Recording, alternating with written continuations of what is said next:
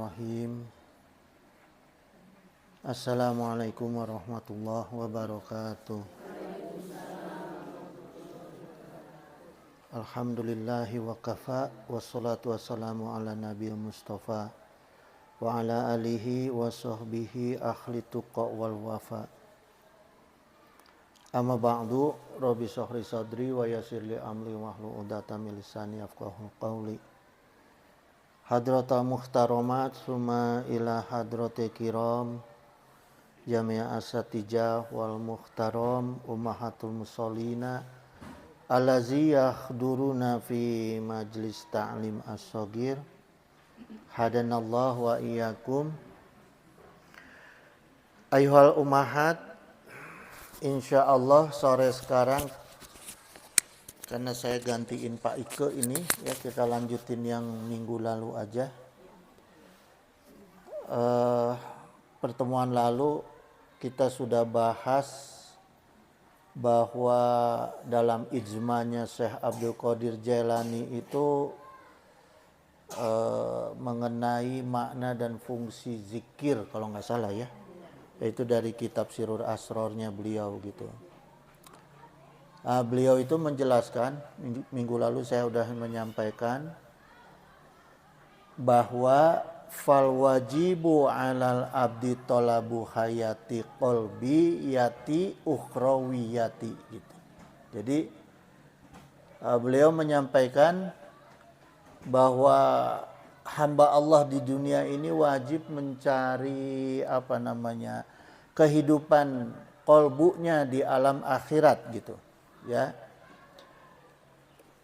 min ahli talqina, dari ahli talqin ini maksudnya talqin itu pelajaran lisan ya, makanya orang yang dimakamkan itu suka dibacain talqin, artinya diajarkan gitu ya, untuk menjawab pertanyaan malaikat. Min ahli talqina fid dunya qabla fautil waqti gitu, dari guru-guru atau dari mursyid ya, ahli talqin di dunia ini sebelum waktunya habis. Jadi dari guru-guru yang memang benar-benar bisa mengajarkan sebelum waktunya habis, itu maknanya sebelum mati ya. Nah kemudian ibu-ibu sekalian, pertanyaannya nih ya, saya iseng aja mau nanya nih, yang benar qalbu atau kalbu? Hah? Qalbu atau kalbu? Qalbu. Kalau kalbu apa, Bu? Kalbu itu anjing. Ya. Jadi jangan salah. Oh, kalbu. Oh, lah. Ya, qalbu gitu. Pakai qaf udah gitu o deh, ya. Nah, kenapa kita nggak boleh salah, Bu? Coba perhatikan sifat anjing nih, ya. Anjing itu kalau saya telaah, saya pelajari itu salah satu jenis binatang yang suka makanan-makanan yang busuk, yang jijik, bangke, keresep anjing itu. Ya.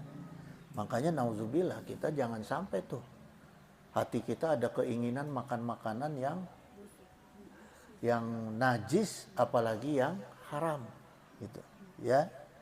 Kemudian yang kedua, sifat anjing itu selalu mengeluh, Bu. Selalu payah.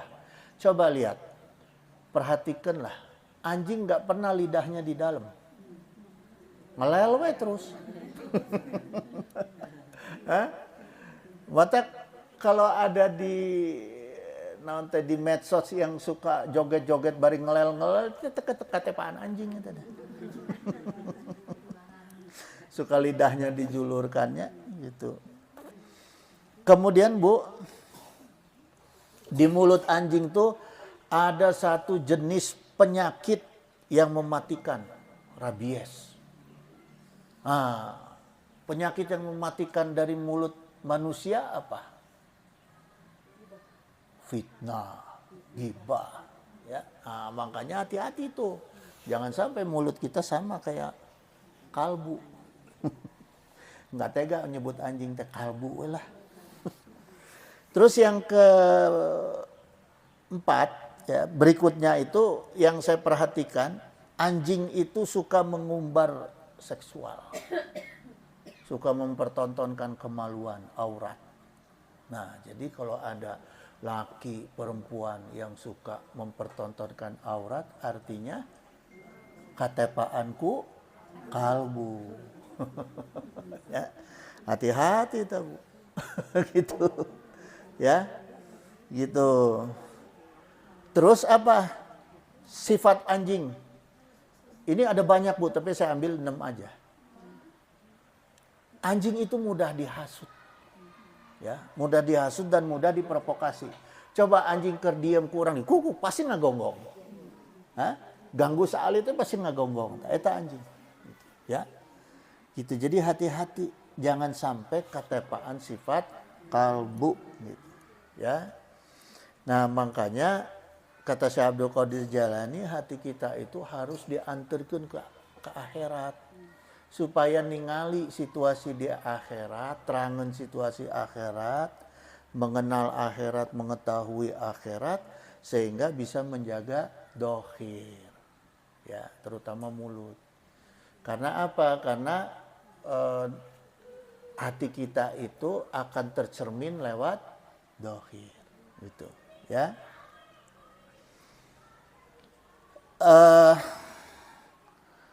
Allah Ta'ala berfirman, yauma la yanfa'u malun wala banuna gitu. Nah, kenapa harus hati-hati Bu? Karena di akhirat itu nanti ya, itu ada hari di akhirat itu yang anak, harta, semua itu udah nggak ada gunanya. Ya, nggak akan bisa minta tolong kepada anak. Kalau di alam barzah masih bisa. Ya.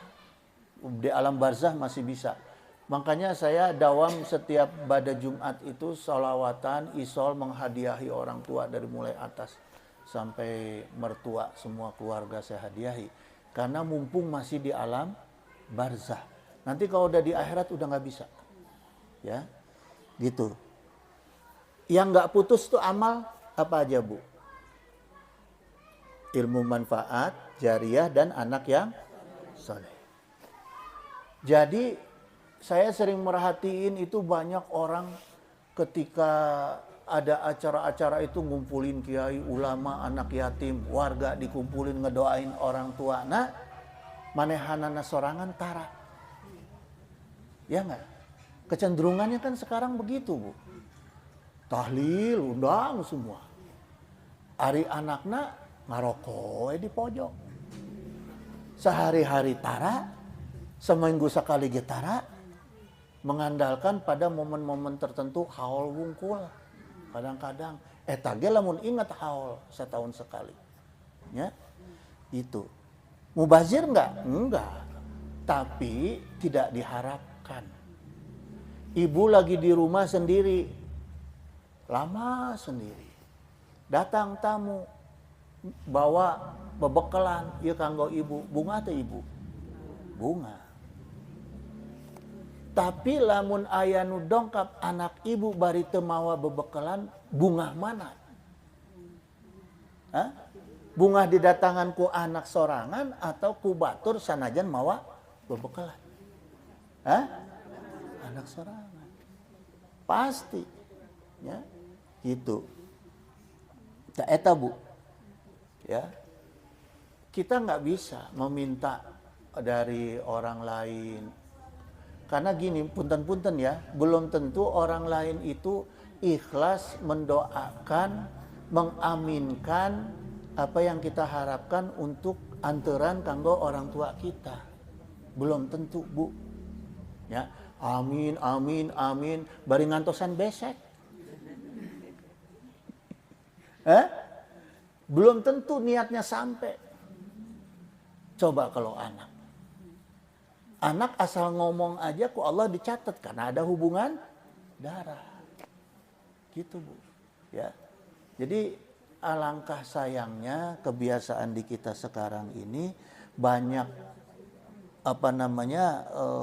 mendoakan orang tua tapi meminta tolong orang lain. Bukan anaknya sorangan, ya.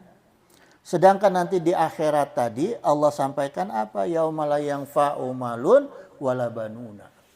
Harta anak nggak ada gunanya, percuma. Ila, nah kecuali ya, ini diri kita nih sendiri nih Bu. Tadi di akhirat, setelah pindah dari alam barzakh ke akhirat, udah nggak ada yang bisa menolong kecuali diri kita sendiri ya. Ila man, nah yang bagaimana diri seseorang itu? Atallaha biqalbin salim. Ya.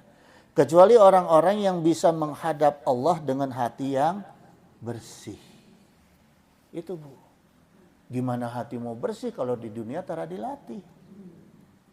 Kuduna kolbu jadi kalbu. Hah? Paling bagus ge kaldu. Ngan amis diletak kumpul kaldu mah. Gitu. Ya. Gitu. Kadu ge ngan jadi penyakit. Gitu. Ya. Jadi kunci keselamatan di akhirat nanti yaitu hati yang bersih. Gitu. Dalam bahasa Quran disebut qalbun salim, dalam bahasa hadis disebut salamatus sadr. Gitu. Ya. Apa hati yang bersih itu, qalbun salim itu? Nah ini saya baca dari Tafsir Al-Munir, ya, Syekh Wahbah Az-Zuhaili, beliau menyampaikan begini. Kata qalbun salim itu maknanya al-muradu qalbis salim. Yang dimaksud qalbun salim itu huwal khali minal qaidil fasidati. Itu. Jadi hati yang bersih dari akidah yang rusak. Pertama itu ya makna qalbun salim. Yang kedua wa khalaqil mardulati wal maili ilal ma'asyi gitu. Akhlak yang tercela dan cenderung melakukan maksiat. Ya, itu harus dihindari itu. Ya, harus dihindari dari perkara hati kita. Pertama akidah nggak boleh rusak, akhlak nggak boleh tercela, tidak boleh dihaja melakukan maksiat, tidak boleh gitu. Ya, kecuali tidak sengaja, itu pun harus ditobati. Wa ala ra'si hal kufru wasyirku wa nifaqi gitu. Dan puncaknya adalah tidak boleh kufur, tidak boleh syirik dan tidak boleh nifak. Itu Bu, kata kunci dari qalbun salim, ya. Nah, itu yang harus dijaga, Bu. Dan itu harus dijaga. Kenapa harus dijaga perkara hati itu? Innallaha la yanzuru ila suwarikum wa amwalakum walakin yang duru ila qulubikum wa amalikum gitu. Jadi Allah tidak melihat kepada rupa kita, harta kita, nggak jamin ya. Mungkin harta saya lebih banyak dari ibu-ibu, tapi tidak menjamin. Saya yang masuk surga atau ibu yang masuk surga? Mending kene barangnya punya. Jadi tetangga di ditu oge kan, mending kita di surga gitu. Kenapa? Karena Allah yang dilihat ku Allah itu hati kita, ya, hati kita dan amal kita, gitu jemaah. Ya. Makanya di sini kata kuncinya, ibu-ibu sekalian, untuk menjaga hati itu, pentingnya menjaga hati itu supaya bisa sampai ke akhirat, ya, hati kita ini harus dijaga sampai ke akhirat. Karena yang Rasulullah sampaikan sama kita itu, ya, yang diajarkan kepada kita, wa innamal amalu bil khawatimi. Ya. Jadi sesungguhnya ini taukid, sungguhnya ya amal itu yang dihitung itu adalah pada masa akhir. Ya. Ada orang Bu, nauzubillah summa nauzubillah ya, yang ulama begitu mau mati nggak menyebut la ilaha illallah. Nauzubillah, summa nauzubillah. Nah itu ya, cilaka gitu. Sedangkan yang dihitung itu adalah yang terakhir. Makanya kita dengan ilmu kita ini harus selalu menjaga perkara hati tadi gitu. Ya. Itu Bu, hati-hati gitu. Jadi jangan sampai napas terakhir itu nauzubillah dalam keadaan lupa, jangan.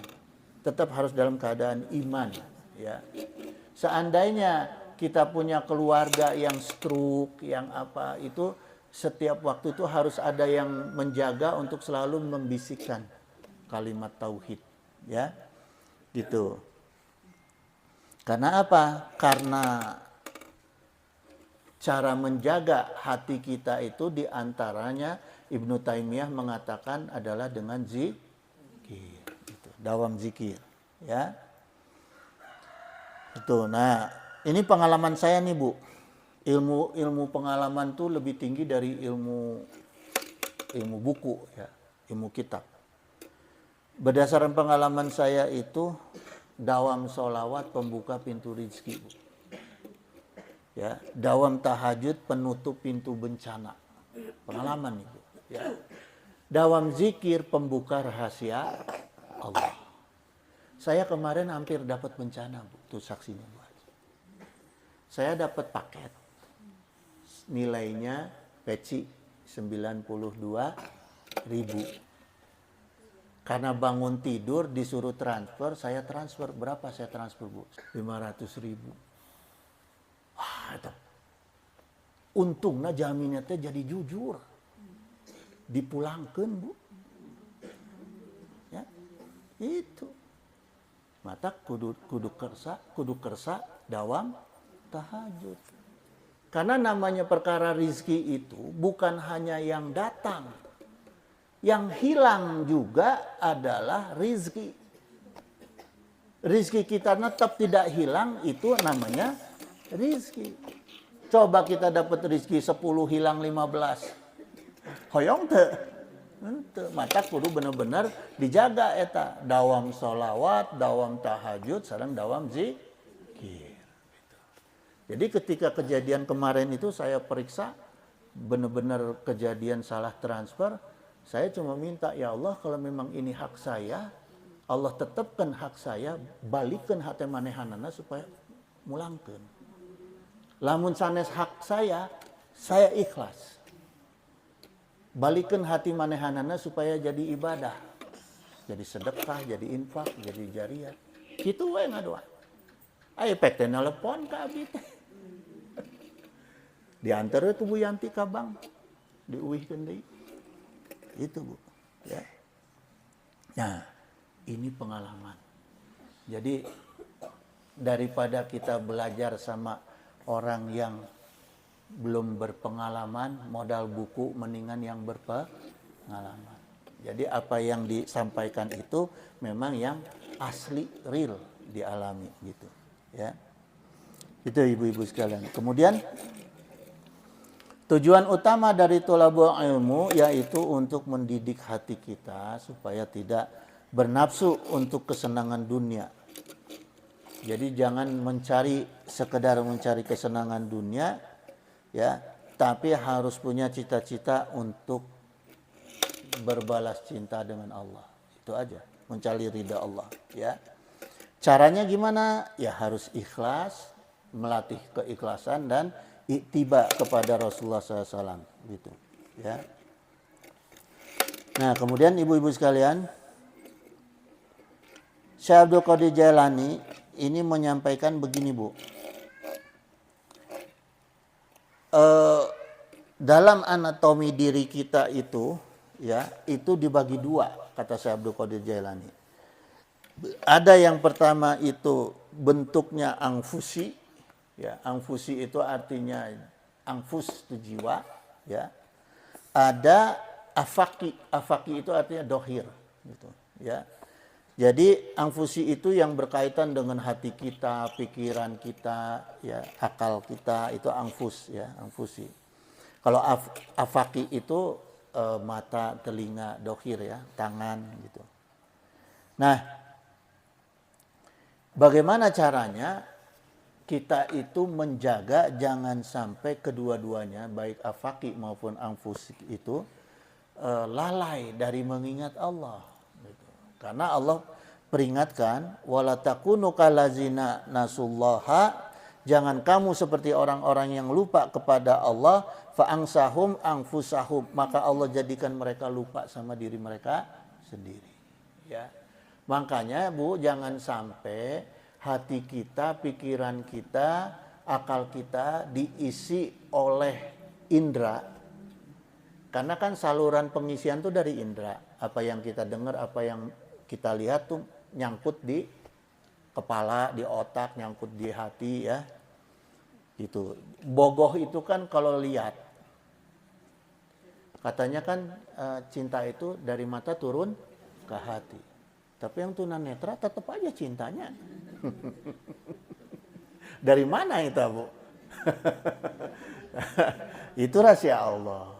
Ya, saya juga nggak bisa jawab.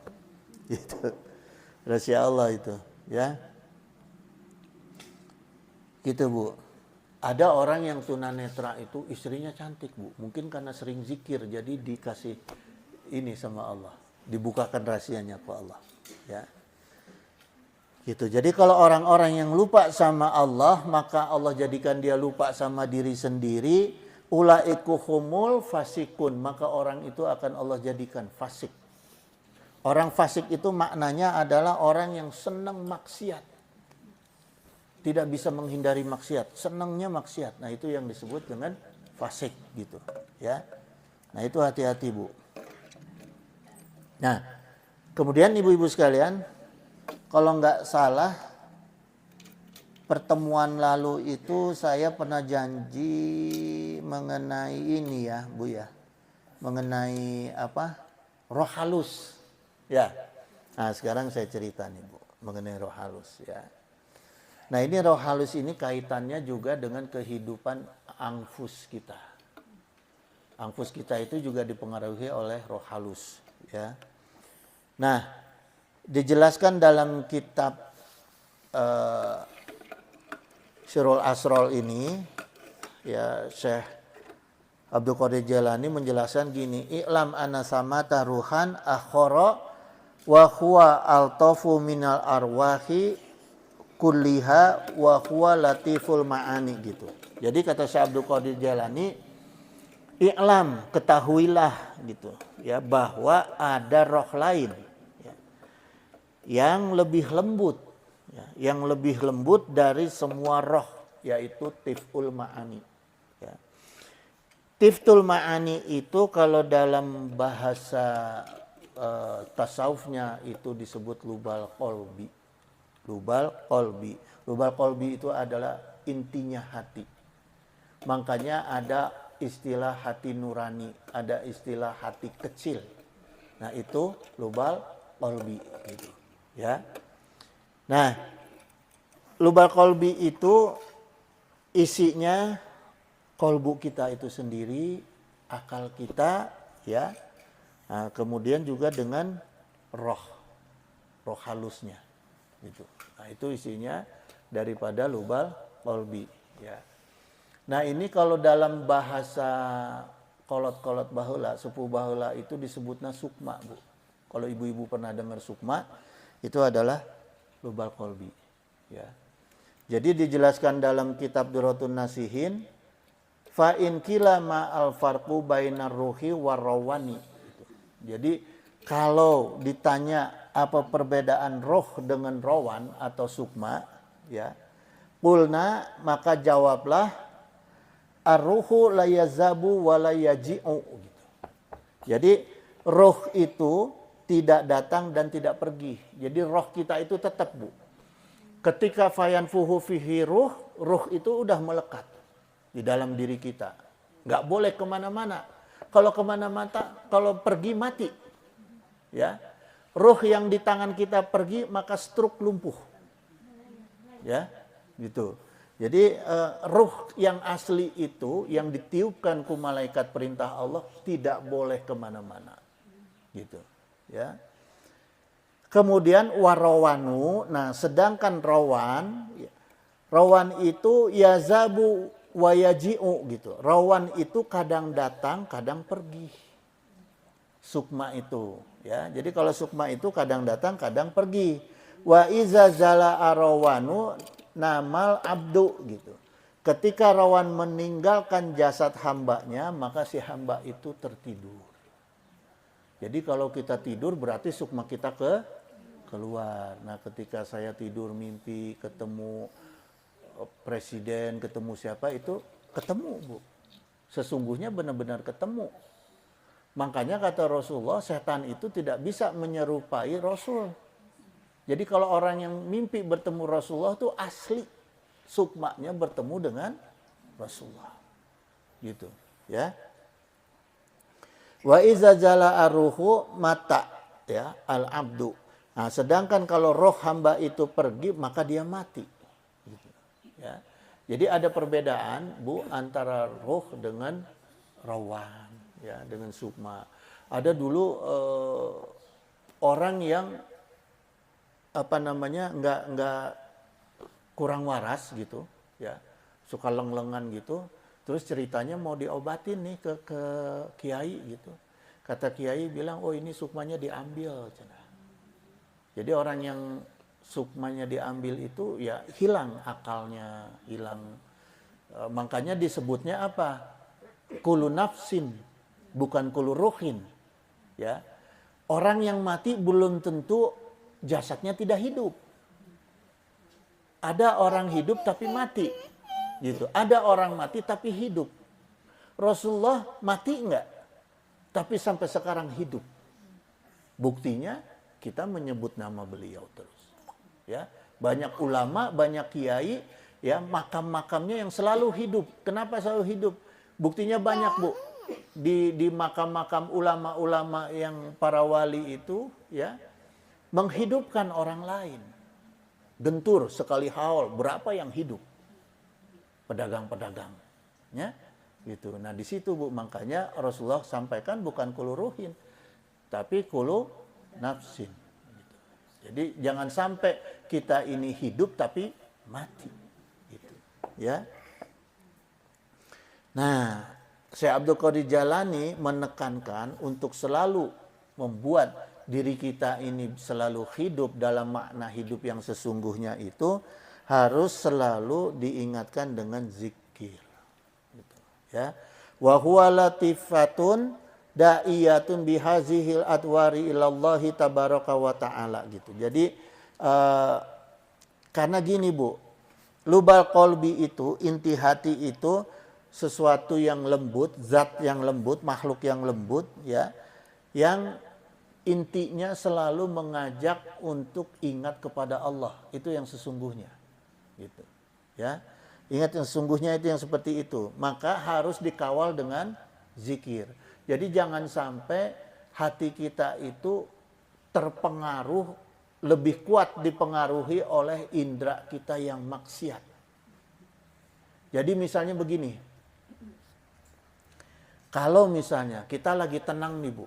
Tahu-tahu lagi duduk tenang, lagi ngaji Quran atau lagi baca, kan tenang tuh, ya. Tahu-tahu anak kita berantem di depan kita, saling emosi. Kita kebawa emosi enggak? Ya kan? Nah itu fakta, Bu. Ya, fakta bahwa indera ini, baik telinga maupun mata, ini sangat berpengaruh terhadap hati kita, kondisi jiwa kita. Maka kalau yang ada gitu-gitu hindari. Karena kadang-kadang dia udah selesai, kita masih menggerutu.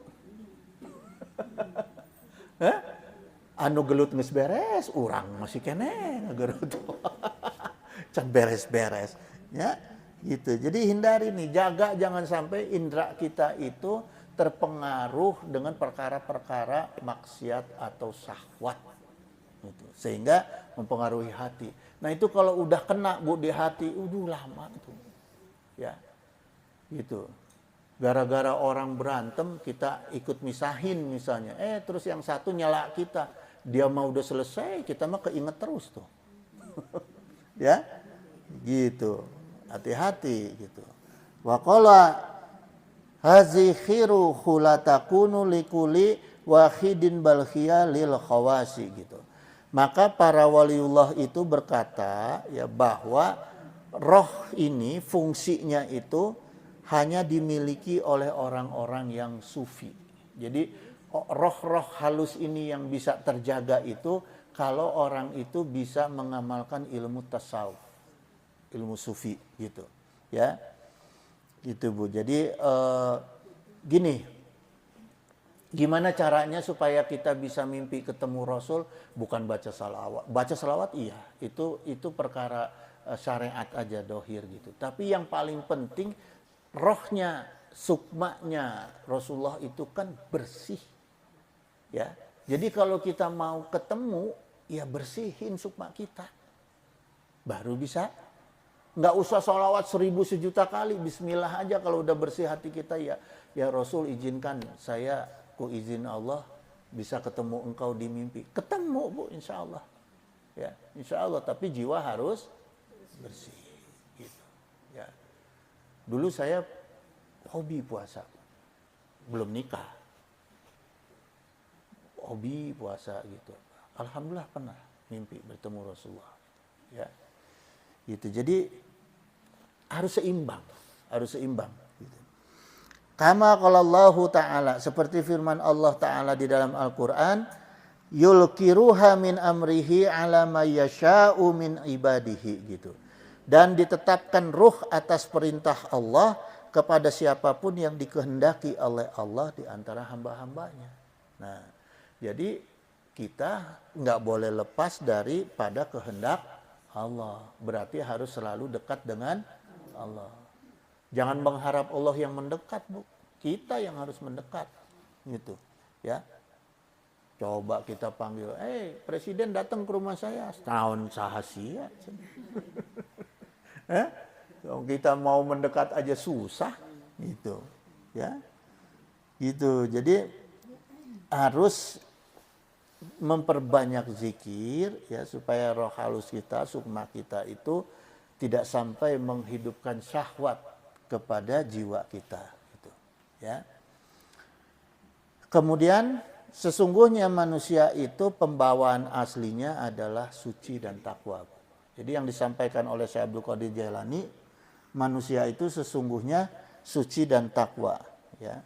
Jadi kita nggak usah kecil hati, karena sesungguhnya yang aslinya kita itu adalah takwa, ya, dan suci. Wa hazaruhu mulazimatun fi alamil qudrati, gitu. Dan ruh ini selalu sadar di alam kudrah, gitu. Ya, di alam kekuasaan Allah. Wa musyahidatun fi alamil haqiqati, gitu, dan menyaksikan zat di alam hakikat. Jadi sesungguhnya, Bu, roh kita yang asli ini selalu tersambung kepada Allah.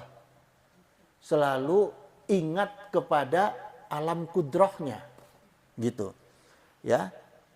Yang mengingatkan kita dengan perkara dunia kan indera. Mata, apa yang kita lihat, apa yang kita dengar. Ya.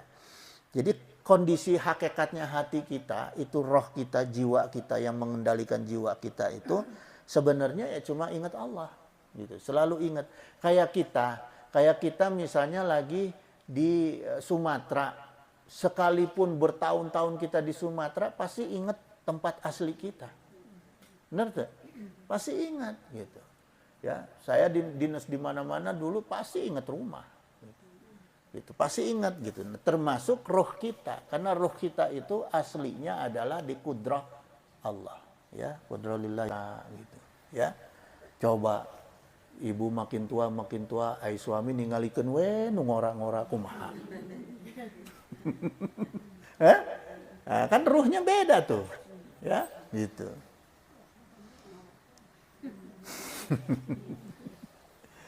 Ya, gitu, Bu, ya. Saya tutup dulu ya. Pokoknya kira-kira gitulah, Bu. Insya Allah kajiannya sama aja ya mengenai ini. Pokoknya intinya saya udah sampaikan, jaga roh halus kita dan roh kasar kita dengan cara mengendalikan indera kita itu dan pikiran dan akal kita, jiwa kita itu dengan dawam zikir, dawam sholawat, dawam tahajud. Gitu. Nah, kemudian ibu-ibu untuk pengajian-pengajian berikut, kalau ibu-ibu ada request, saya lebih suka. Misalnya ibu-ibu nyampaikan ke saya, Pak Haji hoyong dikupas perkawis fikih perempuan, da kitab mah aya Fathul Qorib aya, Fathul Mu'in aya, gitunya. Ibu-ibu upami priyogi perkara-perkara nu kitu mangga gitu. Mungkin abdi sengaja ngupas masalah eta. Ya. Kira-kira untuk ke depan tuh pengennya yang gimana, Bu? Kebutuhan ibu-ibu ya pengennya nu kumaha? Hah? Enggak, kan ada kita butuhnya apa gitu. Apa butuh fikih, pendalaman fikih, gitu. Keluarga. Oh ya, insya Allah. Sakinah, mawadah, warohmah.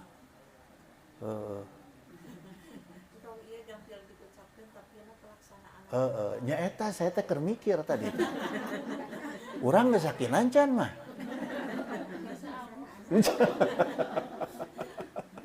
Insya Allah pertemuan berikut, tapi mungkin minggu depan Pak Ikeh dulu, ya. Minggu berikutnya saya kupas masalah itu. Itu ada kitabnya namanya Ukudulujen. Ukudulujen, nanti saya kupas kitabnya, ya. Itu ibu-ibu sekalian, innahu sami'un qaribun mujibud da'wat wa yaqdiya hajat. Subhanaka Allahumma wa bihamdika asyhadu alla ilaha illa anta astaghfiruka wa atubu ilaik. Billahi taufiq wa hidayah. Wassalamualaikum warahmatullahi wabarakatuh.